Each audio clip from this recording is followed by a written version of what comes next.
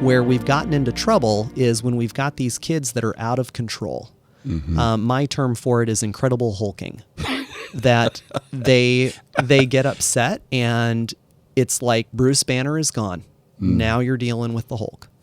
And it just turns into this episode of rage, and you can't reason with them. We used to say, oh, that must be what bipolar looks like in kids. So we would call that bipolar disorder. And that's where you've heard all of the media and the research and all of that, oh, bipolar disorder is overdiagnosed in kids. I would say that's true. And I would say that is the reason why, is because we didn't know what to call it. We still don't fully know what to call it. We're working on it. The new diagnosis that is in the DSM-5 is disruptive mood dysregulation disorder, DMDD. Wow. And there's a lot of controversy over that one because it's only recently been defined. We really don't have any great studies on it yet, other than that's what we're naming it right now. That is probably what most of those overdiagnoses were that DMDD diagnosis. That's child and adolescent psychiatrist Dr. Brian Lubberstedt. He's our guest today on this edition of Fresh Hope for Mental Health. Maybe you have a child who does incredible hulking, or you're very concerned about your child and not sure how to help them. Or maybe you feel like you're failing as a parent. Well, in any case, this is a podcast that you're going to want to listen to, as Dr. Bride and I cover these topics regarding children and mental health and more on this edition of Fresh Hope for Mental Health. Hello, everyone, and welcome to this edition of Fresh Hope for Mental Health. I'm Brad Hoefs, your host for today, and I have a very special guest with me in the studio, and I'm very happy to have him. His name is Dr. Brian Lubberstedt. Yeah, Lubberstedt. I said I'd say it right once, and I haven't even done it yet. I say it the very German way, Lubberstedt, and Lubberstedt. There. Did I get it close? Yes. Okay, but he said it was okay if I call him Dr. Brian, and I'm glad to have you today. Thank you very much for being here. Dr. Brian is a psychiatrist, and so he's a medical doctor first with a specialty in psychiatry, and he's also board certified for children and teenagers, right? Correct. Or young adults, or how do they say that? The term we use is child and adolescent. Okay, child and adolescent. He was just telling me that he has in his practice about 2/3 of the patients he sees or the clients he sees are children. Is that correct? Yeah, correct. So every day, about 2/3 of who comes into your office are kids. 18 and under, and probably a mixture of teenagers to kids, roughly half and half. Oh, wow. That's something.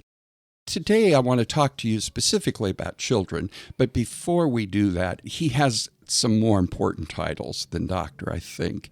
He's a dad, and he's also a husband, which is a good thing, to be a husband first and then a dad, right? So you want to tell us just a little bit about your family? Yeah, I've been married for 16 years, and I have 3 kids. Elijah is 13, my daughter Kala just turned 11, and then my son Jonah is 9. Yeah, I've met him. They're great kids, and he has a beautiful wife. The two of you have been married, you said, 16 years? 16 years. Yeah, and they are both committed Christians, and so we're really glad when we can talk with a man of God as well as somebody who knows science and medicine and psychiatry in particular. So thank you so much for being here. It's my pleasure. Well, first of all, talk to me about, I've heard these statistics in the United States that 1 out of 5 children suffers from a significant mental health challenge, mental health diagnosis. Tell me what you think about that, or where are we with children in the United States today? And I think that's probably 18 and under, those statistics. That would be the definition would be, 18 and under.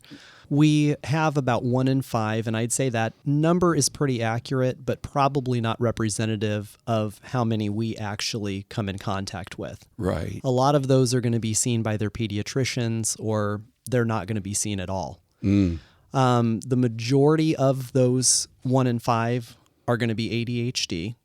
That's going to be the most common psychiatric diagnosis in children. Okay. That's going to be roughly 8% or so.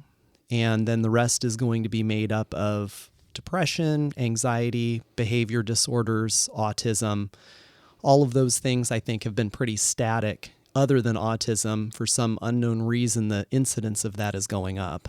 Right. But the rest of them, I think, have remained pretty static. People hear that number 1 in 5 and think, oh my goodness, this is what's going on in our world today. And in fact, it probably really is not a true increase or a change. It's just that we're more aware of it now. Yeah, and we talk about it more, maybe.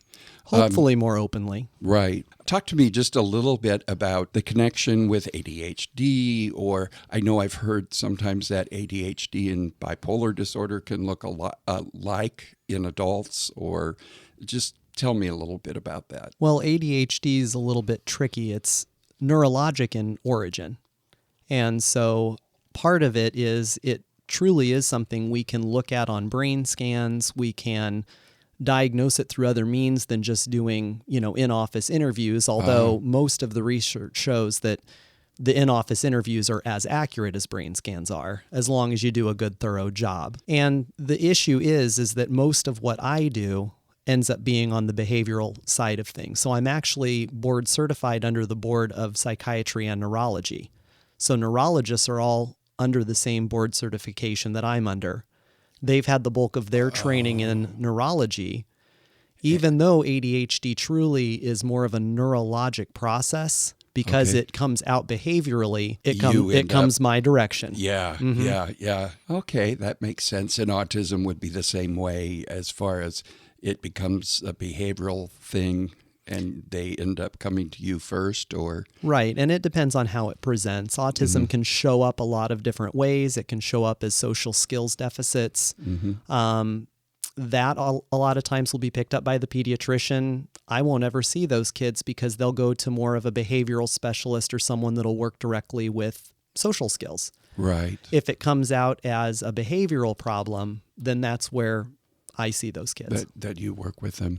Well, tell me if somebody's a parent out there and they're concerned about their child or that they're wondering, talk to me a little bit about how many times something presents itself. I know there's probably so many different ways, but like, for instance, let's just take depression. How could depression show up for a child, and what might parents be looking for? Most commonly in really young kids, it's going to be seen more in behavioral difficulties. In fact, most of what I see takes a little bit of detective work because if kids are ADHD, they act out. If they're not sleeping well, they act out. If they're being bullied at school, they act out. If they're depressed, they act out. We get in a theme here. Yeah, really. And so what we end up seeing then is more specifically above just the acting out. Sad moods certainly can happen, withdrawal socially. They'll hold themselves away a little bit more.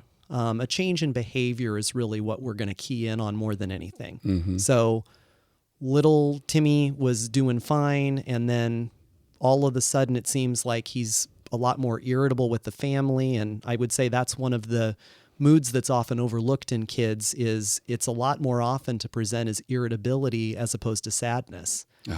And so he's irritable, he's just wanting to spend time on his own, he's really not eating well, he's not sleeping like he was. So there's a lot of physical symptoms that come out as well, with energy level being lower, appetite being decreased. A lot of times concentration isn't as sharp.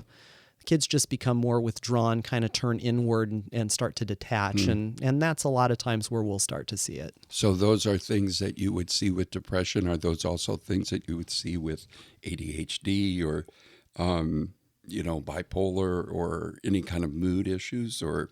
Well, a lot of times the acting out is kind of the first key that something's going on.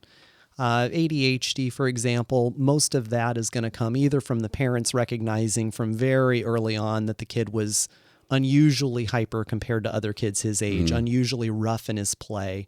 The teachers early on said, all the other kids can sit and listen to story time, but your kid really can't sit for more than 3 seconds. That kind of thing. And where I oftentimes will see it is when it starts really getting in the way School a lot of times will be an early source to catch it. When the kids are falling behind, they're not learning the things that they need to learn because they can't stay with it long enough to really have any of it sink in. Mm-hmm. And so a lot of my practice comes from referrals. Mm-hmm. And so I have a lot that will come from therapists in the community, from teachers suggesting to the parents, hey, maybe you'd want to see somebody about this, or even the teachers having the school psychologist involved, and then them digging a little bit more, deciding that maybe there's more intervention needed. Pediatricians as well, they vary a lot in their comfort level as far as diagnosing and treating ADHD. That ends up being pretty common, so most pediatricians are going to be pretty good at that. But what if the first thing they try doesn't work? Mm-hmm. Well, they haven't had as extensive of training, and so a lot of times, if the few things they know how to do that usually work great, if that doesn't work, then they'll send them on to me as the expert. Or Mm-hmm. a lot of times depression just gets a little more complicated. Mm-hmm. It's a lot less comfortable to treat because there's risks involved to the medicines. And if a kid's got anxiety, got depression, things like that, sometimes they'll treat. A lot of times they'll send them on to me because that's something that, again, I've had a lot of training on and Mm-hmm. am fairly comfortable with. Now, does anxiety, for instance, when a child has anxiety, does that also show up a lot like irritability for them? Are the depression, anxiety symptoms somewhat similar, or do you find anything in particular with anxiety that would stand out? Anxiety and depression actually come from a very similar chemical process in the brain. And so you're going to see a lot of overlaps with the physical symptoms that I was talking about earlier Mm-hmm. with, lack of energy, not sleeping well. Focus problems certainly happen with both of them as well. Anxiety, a lot of times when I see that, the kids are going to be, I'm going to get a story from the parents that they've always been a little bit more shy. They've always been a little bit more inhibited. They didn't warm up well to strangers. They were real clingy to mom. They wouldn't let anybody else hold them or, didn't like to get dropped off at daycare. That's normal. That's okay. We don't worry about that. But it crosses a line at some point Mm-hmm. where it really starts causing problems and really starts getting in the way. Anxiety for kids, it's just that inability to shut it off. You can't be satisfied with reassurance. And again, is all anxiety going to come and see me? No, it's not. And a lot of times reassurance or telling the kid 2 or 3 times that it's going to be okay, having a few thunderstorms that they're awake through and, having them sleep with mom and dad, not a problem. I mean, everybody's probably gone through that themselves or had a kid that went through it themselves, but it crosses that line at some point. And I talk to my parents and my patients about that a lot, that if we get to the point where we need to do some counseling, where we need to do medication or things like that, where is that line for you? Mm-hmm. Where is that line where, okay, this has gone on long enough. It doesn't seem to be getting better with the things that we know how to do as parents. Mm-hmm. And it's really getting in the way. This kid is miserable and they're suffering. Mm-hmm. And that's the point where we need to see them. We need to talk and we need to go through things. It doesn't mean that we're necessarily going to do anything different, but we at least need to have eyes on it to talk about it more. Huh, interesting.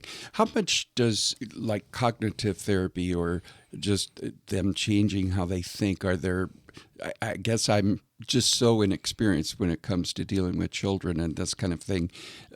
How much can be done with treatment without medicine, for instance, I know possibly with anxiety, maybe depression? We've got quite a few studies that show some different forms of therapy that can be very helpful. Really with kids, that's where we're going to try to start as much as possible. Again, it depends on how much it's getting in the way. Sure.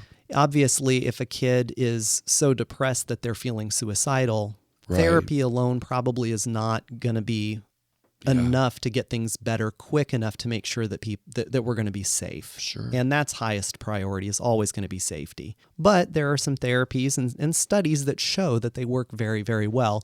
A little bit of it depends on the age of the kid, the cognitive level that they're at, intellectually, what can they handle? Mm-hmm. Some kids, very young, are able to really process well. For anxiety in particular, you can teach them some different distraction techniques, some coping skills. Mm-hmm. They really latch on to them and really benefit from them very quickly. Oh, that's good. There are some kids that, again, very young kids, and sometimes whether or not they're really at that certain level, we might lean more on play therapy. Kids will act out in play the things that they're worried about, the things that they're upset about, and the therapist can sit down with them and interact through the play to kind of normalize some of those situations. And so it's a really good type of therapy as well for younger kids. So really depends on the age of the kid, depends on the expertise of the therapist. And we have, several cognitive behavioral approaches that are well studied with the older kids and the teenagers for anxiety and depression. There's even some manuals available that the therapists can use to really make sure they're hitting all the high points that they need to, and again, very well studied. Now, I'm curious, does it work the same way with the children and the young adults or teens? Does it work the same way where you would do the medicine part, or do you do the therapy part also with them, or part of it? Or do they see a different a therapist for any of the cognitive things or the therapies that you were just talking about? Well, that really comes back to a question you asked earlier that I didn't fully answer, and that is, where is kind of the state of mental health care for kids? If we've got 1 in 5 kids that have a diagnosable behavioral or mental problem, how do we manage that? How are we doing managing that? And the fact of the matter is that we don't have the resources. And so, unfortunately, there is a shortage of child adolescent psychiatrists, as there is a shortage of psychiatrists. I just saw something earlier this week that said that the shortage actually has increased in the last 10 years, despite our best efforts to decrease the shortage and improve access. Why do you think that is? I think a little bit of it just lies in when you go to medical school, it's a certain type of person that's going into medical school. It's a scientific mind. It is somebody that wants to, really use that scientific method, use the research, really dig into problems. And unfortunately with psychiatry, we've got a lot of great research, but our understanding of exactly where everything is coming from is behind a little bit. We can't study the brain the way we can study other organs. Right. If you've got a problem with your heart, we can take a sample of it and look at it under a microscope. Yeah. I can't do that with the brain. You can't suck out any of my brain juice and do that, can you? Not without causing problems. Yeah. And so it's one of those areas that it's still locked away from us to some degree. And so because we can't directly look at it, things lag behind a little bit. Now we're way further ahead right now than we've ever been, which is great. But I think that there is a biology, the science behind medicine that people are attracted to. So the biology majors, the chemistry majors, the anatomy and physiology fans, they are the ones going into medicine, not the psychology majors, not the sociology majors. And so there are some of those, and quite a few, honestly, end up, I think, in psychiatry. But there's this element that people get uncomfortable with. Yeah. When you get into a science field, you get the science geeks, and I can call myself one of those, so I can use that term, that as soon as somebody starts to show some emotion, we get uncomfortable. Yeah, and then what to do with it. Right. Yeah. And so at that point, do you leave the room and say, well, the nurse will be right back? Or do you stay and do you find out what's wrong? And I think that there's where a dividing line is. And I think that's probably a lot of why people don't want to go into it, is they just don't want to deal with it. So you're kind of a rare person who likes that, as well as you don't mind finding out what's going on, and you don't have to call the nurse to come in. And right. That makes total sense. With that said, then the state of affairs for children's health care is such that you would provide some of the therapy, somebody that specializes in children and adolescents, or how would that work? Or does it vary from office to office? Yeah, it varies a lot from office to office. Generally speaking, at least in the area that I practice in, most of the child adolescent psychiatrists, the MDs, mainly are doing medication management. There are way too few of us in the United States. Pretty much any community except for the really large metropolitan areas, specifically areas where there's medical schools, some of the residents will graduate and will stay there, but anywhere else in the country you're going to have shortages. And so, unfortunately, I get relegated to medication management because there are a lot of therapists that can do the therapy. Mm-hmm. Master's level can do the therapy and can get the training that I've had and are every bit as good, if not probably a little better than I am at it, mainly because I just don't do it all the time. Now, I do have some therapy cases. I do enjoy it quite a bit, but it's a carve out. Mm-hmm. And so with my medication management appointments, those are a lot shorter. And so one therapy appointment is a couple of kids that I could be seeing for medication management. And with just such a high need, people are waiting months to get in. Yeah. And so with that really high need and the fact that there are people available to do the therapy, but not to do the medicines, and we need people to do that because there's so few of us that are able to. Yeah. Unfortunately, that's kind of the state of affairs as I end up doing more of the medicine as opposed to the counseling, which is... Yeah, and you know, you hear a lot of adults wish that they could spend more time with their doctor just so that they could know, or sometimes people don't even know that it's going to be that way, that there's going to be... You're going to see your psychiatrist for a very short amount of time, and it's going to be focused on medicine. And then they think, well, my psychiatrist doesn't even talk to me or whatever, you know. Yeah, they don't understand. So it would be that way with children. Now, parents, do they always attend the appointment with their child, or does that depend on the situation, or how does that work? Depends a lot on the situation. It depends on the age of the kid and the comfort level of the kid. Mm-hmm. And so I've got some of my teenagers that prefer to be there with their parents the whole time. It's kind of their security blanket. They want to have them there. Sure. I have some that are pretty young that really they want just their time with me. You know, and it's kind of like a little bit of a pride thing where like, oh, I'm going to go spend some time with the doctor first. And they really enjoy that. And I enjoy that with them too, because it's amazing how much they will open up and how surprised parents often are when they come back into the room and we kind of just really quickly rehash what we talked about. And they say, oh, they told you that. Wow. Yeah. I, as a parent, probably would have been quite worried about what my kids might have told. I would have said, oh, you only believe half and I'll believe half.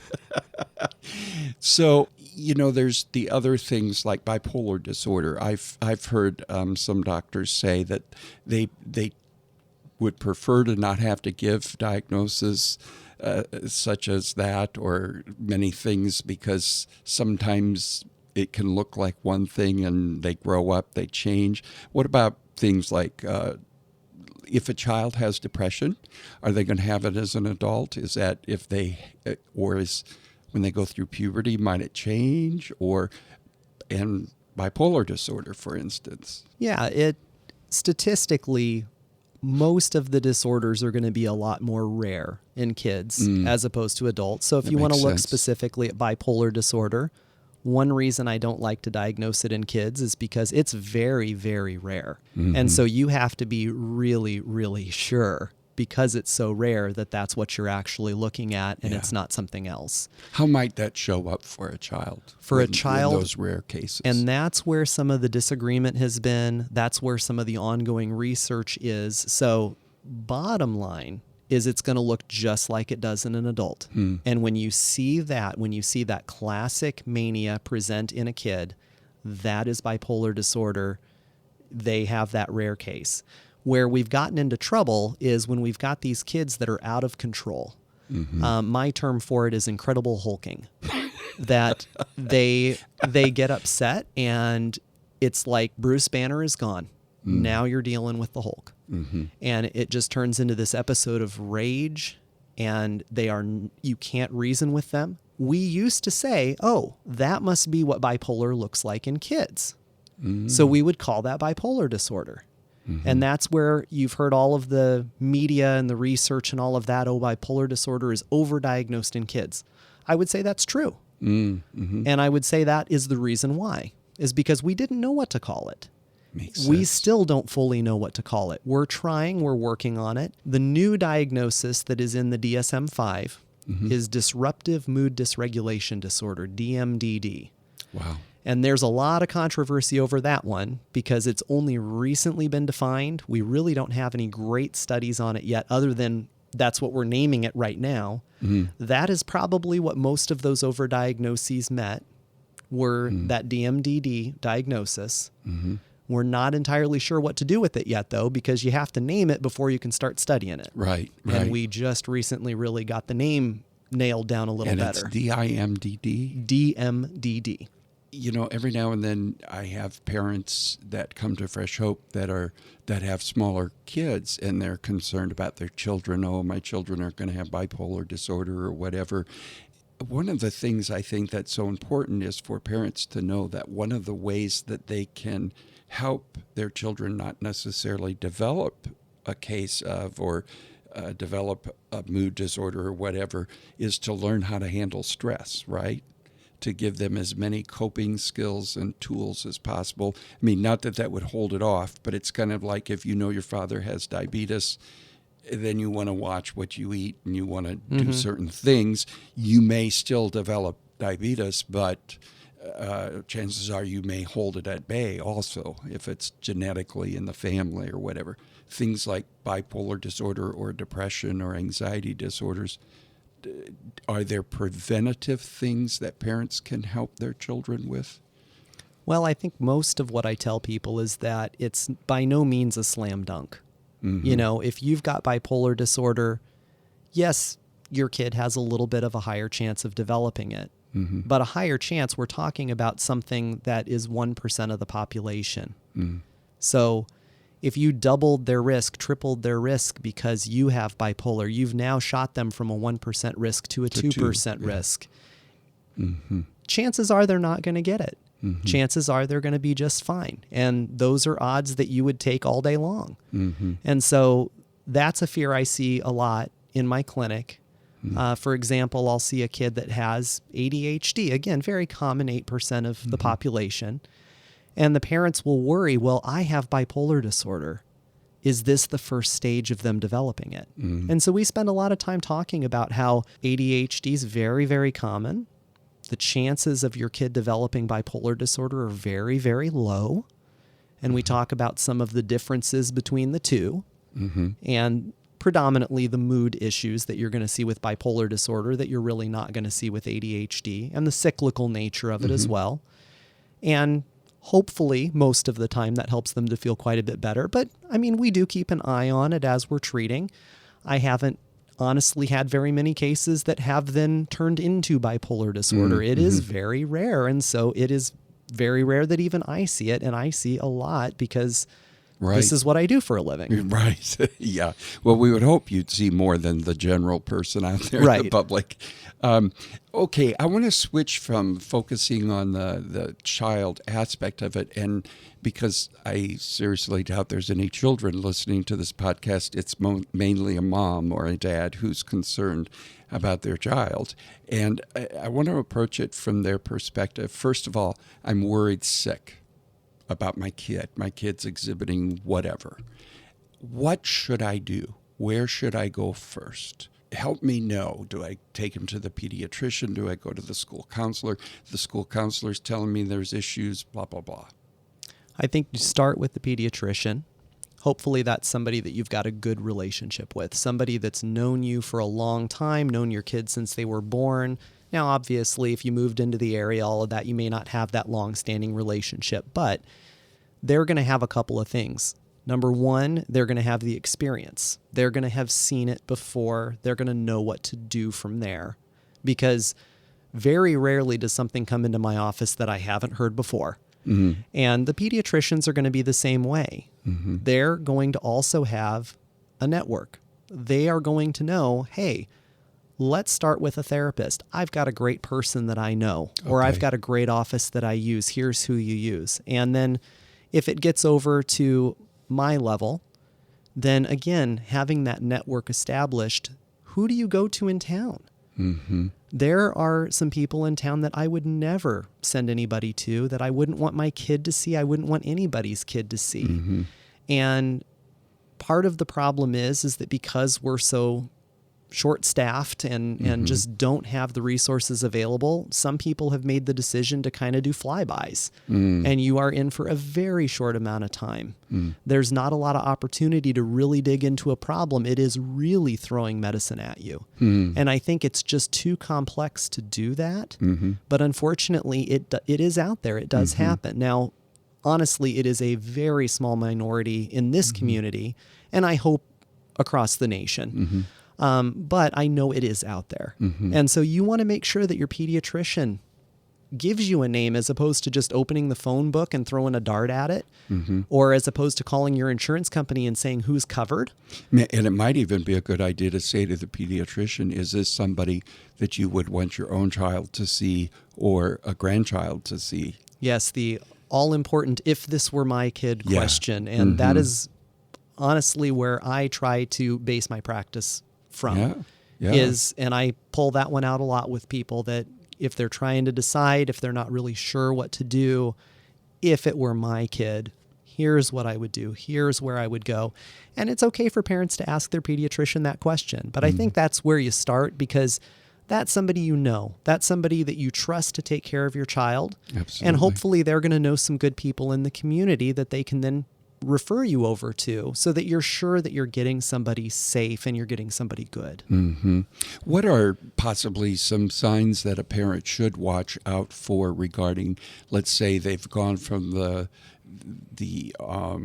doctor has made a recommendation, the pediatrician. What are some of the signs they should look for that means it's a good working relationship or a good connection with the therapist and your child, versus it not being so good? And or maybe it's a therapist you did open the phone book and run your finger down and go, oh, I like that name or whatever. Tell me about what should I be watching for? I think the first important thing with the therapy is, do you feel that you're being heard? Do you feel like you're understood? We have a lot of studies that have shown, regardless of the type of therapy you're trained in, who trained you, how long you've been practicing, you could have written the book on it. But if you don't have a good relationship, especially with kids, then you're really going to have a hard time. So that connection, that the kid feels comfortable, and that the parent feels like they're being heard too. And again, it depends on the age, but it's not necessary for a 5-year-old to love going to the therapist's office. But if they're comfortable there, if the parents feel like they're being understood, I like to have a split where they're spending some time just with the kid if possible, and that it's not just talking to the parents the whole time, because then that turns into more of a teaching session as opposed to really working with the kid directly. But I don't want to have somebody that does nothing but go behind closed doors, work with the kid for an hour, and then bring them back out to the parents and say, see you next week. Because then the parent has no opportunity to give feedback and let them know how things are going and what is it that we're working on. And that comes around to the second thing. And I think it's really important to come up with a roadmap. You need to know where you're going. Very first session or two, we should be sitting down and talking about, okay, what are our goals? What are we trying to accomplish here? I tell people that we want measurable things. So I want to feel better about myself. Well, great. How do we measure that? We don't. That's totally subjective. That's totally based on what you ate for lunch that day. And so what we want, though, is that, my child is really anxious and they're not able to sleep in their own bed. Okay, well, we can measure that. If that's a sign of the anxiety, we can measure, okay, how many nights are they spending in their own bed now? How long are they making it in their own bed before they come into yours? We can measure that. And so you want to have some really clear, measurable goals. You want to revisit those goals from time to time. Because you don't want to just be spinning your wheels with the therapist and not really clear on where you're going. You're just having a great old road trip, but not really knowing if you're ever arrived. So if my child really doesn't want to go to see the therapist and carries on and, says no, that might be a sign that maybe they're not making, they don't feel safe, or they're not making a good connection with the therapist. Or it could be a sign that you've got an oppositional kid and no matter who they go and see, they're not going to be happy. I only know from parenting myself and even watching my kids with my grandchildren that parenting can cause a lot of anxiety. There's a lot of unknowns, and kids don't come with instruction manuals. And I always tell people the most important thing you can do with your child is say, "I'm sorry, I was wrong," and fess up to it. Don't pretend like it never happened. And kids know how to press buttons and all that kind of stuff. But when you're hearing from the school that there's a problem, when you're hearing from the Sunday school that there's a problem, or the church, and then you're hearing from the daycare there's a problem, you can get pretty knotted up pretty quick as a parent, I think. What would you say to them? What would you tell a mom or a dad that's listening today to this, and they're concerned? I would say what you just said, that kids don't come with instruction manuals, and you are going to parent the only way that you know how, which is how you were parented. Mm-hmm. And unless there was something that your parent did that drove you crazy, and then you're going to do the exact opposite. But how many times have things come out of your mouth that you went, "That was my dad," or "That was my mom"? Oh, I said I would never say that, and I just said it. And so that is how we parent. Mm-hmm. And kids don't come with instruction books. And sometimes you get a kid that doesn't quite fit your parenting style. Mm-hmm. It's easy to feel like a failure. Mm-hmm. But I will tell people all the time, I have had very successful parents come into my office. For example, a couple that has already launched 3 kids. Mm-hmm. They're all married. They all have spouses. They all have kids of their own. And they decide, you know what? We had kids young. We still have energy to give. Let's be foster parents. Mm-hmm. Wonderful, wonderful people. Wonderful thing to do. Mm-hmm. And they get a difficult foster kid. Yeah. And they don't know the first thing to do with that kid. Now, by every measure, these are really great parents. These are people that were professionals. These are people that have launched kids of their own. Mm-hmm. They are successful adults. They have grandkids that are successful grandkids, and now they're in over their heads. Nobody would argue that those parents didn't know what they were doing. Mm-hmm. They did. Mm-hmm. Mm-hmm. They knew exactly what they were doing. We've got proof. We've got proof times 3 with their adult kids. Yep. But what we don't have is we don't have the right set of skills for that particular kid. Mm-hmm. And that's where you get help. Mm-hmm. That's where you reach out and where there's help available, because therapists are going to have a wide array of arrows in their quiver. Oh, that's excellent. Makes total sense. Yeah. The other thing that I tell people as a pastor, parents, that children are very resilient. They can work through things given the right opportunity. And pain and difficulties and in life are great opportunities for God to really use for us and give us compassion and mercy for other people. I mean, just because a child may have difficulties does not mean that their life is going to be miserable and terrible and that they'll always be stuck at this spot, right? Right. And I mean, we've got some great research and information that some of the most difficult kids honestly turn into some of the most successful adults. As much as my wife and I messed up with our own children, they really came out quite nicely. They've made really good adults, and we like them. We like to be around them. And so any parent out there that's feeling like, oh, I'm just failing, I can tell you, I fail. I have failed as a father many times. But those words where you come back and say, you know what, I was wrong, or I overreacted, that really goes a long ways, because the adults that I see in my office to see me as a pastor are many times adults whose parents never said they were sorry. They never admitted to any kind of mistakes. And it's always easier to forgive somebody when they ask for forgiveness. Right.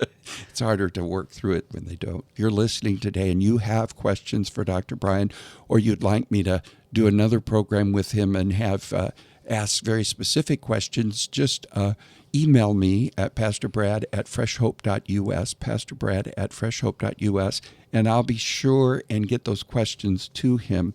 And I'm sure we'll do a follow-up program somewhere along the line here. Here's my question for you. How do I know When my child is needing discipline and is acting up and acting out versus when my child is in pain and acting up or acting out? Boy, that is a great question.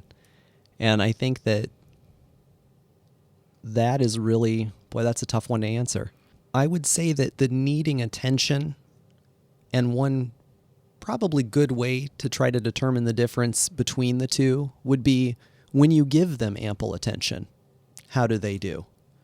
So kids are going to look for attention regardless of how they're going to get it. And logically in our minds, we would think, well, they're not going to want to get punished. They're going to want praises. The thing is when a kid is playing quietly, it's easy to ignore them because they're being quiet, unless you've got one of those kids where quiet is suspicious. Yeah. But when they're acting out, you have to intervene, and you're all over it. And so we criticize far more than we praise. And it's just the way it is, because you're busy, you've got things to do, and you can't just be sitting there doling out praise constantly. But are you spending the time with the kid one-on-one? Are you taking them on dates? Are you playing with them, interacting with them, and giving them some of that attention? That'd be a good way to start, is to see, yeah, they've been misbehaving. They don't necessarily deserve my time, but no, they do. They do deserve your time. And so spending that time with them, see what that does to those behaviors, and see if that acting out goes down, if it changes, because it is the attention from the parent that's going to reinforce the behavior. And it does not matter if it's positive or negative attention. Yeah. If you are paying attention to them, you are going to fuel it. And we all know this when we, have that kid that does says the swear word or whatever. You're ignoring. They say a word and you say, oh, you don't say that. Guess which word you're going to hear next time? That same one, because they just found a trigger. And so they're going to look for those triggers, and they're going to go after that. But if you're ignoring the good and the bad, the good is going to decrease if you ignore it. And so really giving them and feeding them that attention so that they don't seek it out in a negative way. And then as far as the hurting question, how do I know if they're acting out because they're hurting? I'd say, was there a real abrupt change in the behaviors? Yeah.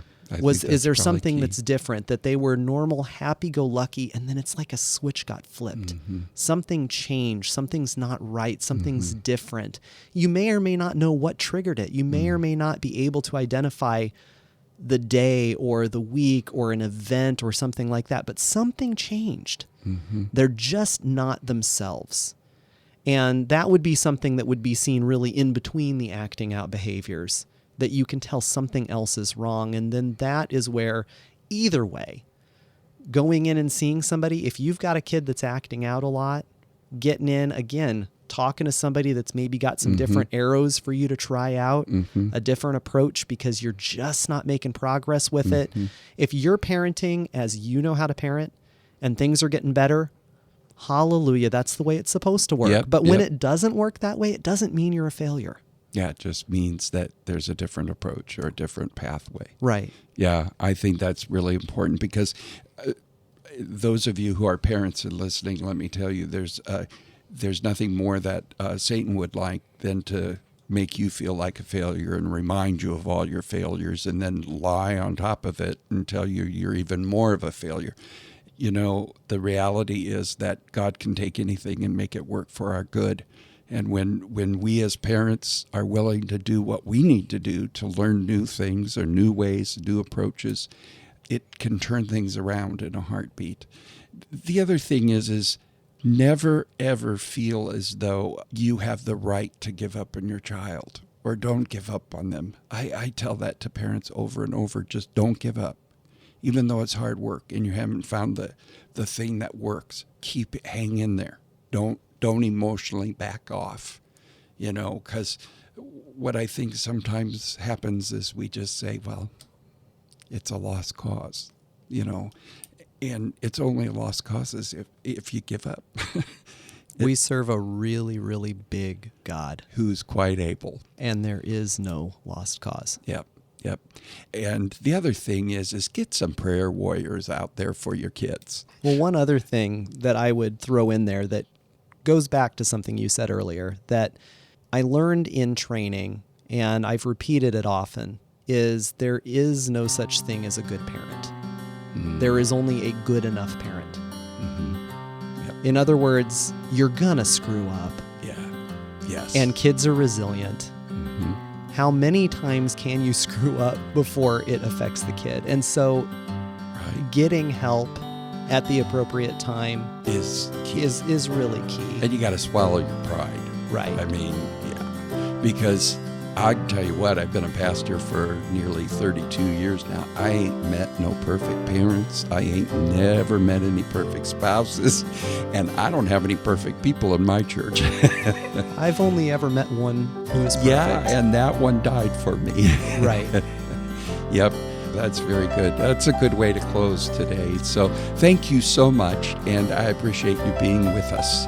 Again, my friend, if you'd like to ask a question or would like to hear us cover a certain topic or a certain question that you'd like asked the next time we have Dr. Brian with us, would you please email me at pastorbrad@freshhope.us. And I'm really glad you were listening. Tell your friends about this program. Pass on the information, as well as you can check out about Fresh Hope groups for adults, at least, right now. And we're hoping to restart some groups for teenagers ultimately. And maybe down the line, the Lord will open the door for us to possibly have some kind of Fresh Hope approach for children even. And we're hopeful that Dr. Brian's going to be able to help us with some of that. Again, thank you very much for being here today. Thank you for listening to this podcast. We'll be back again with another episode very soon. God bless.